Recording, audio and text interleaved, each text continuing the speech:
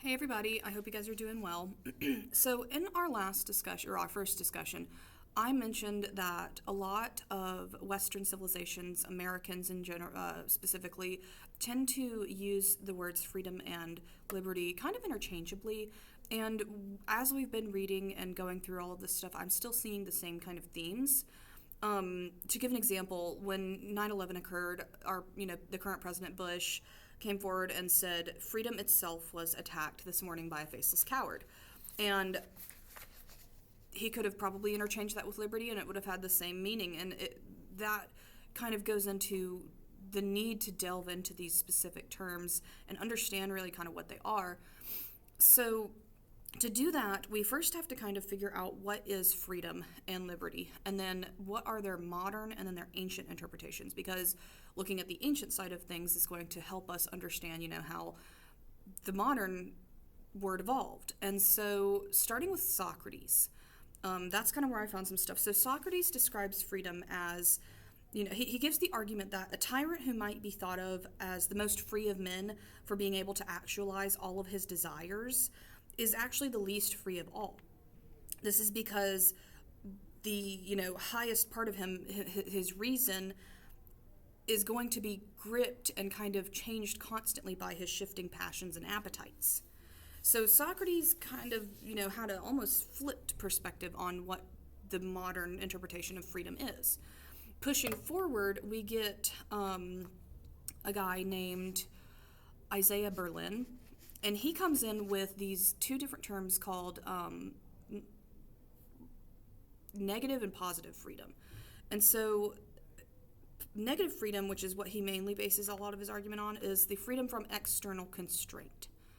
So his is more of a political kind of definition.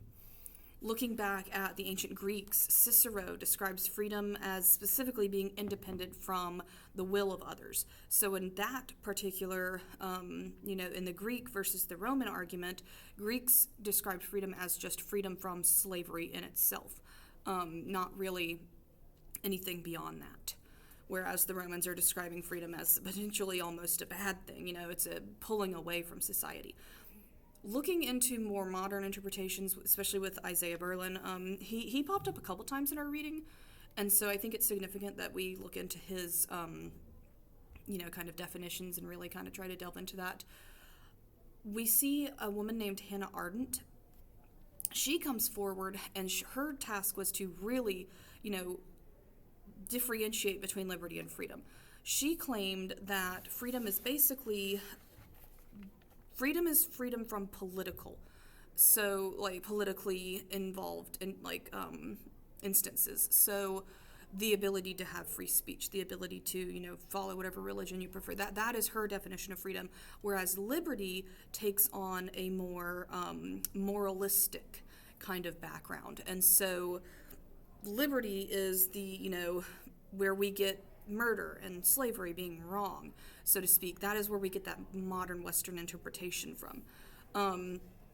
Overall, based off of all this reading and just kind of trying to make my own conclusions, I really think that these terms are going to constantly be fought over.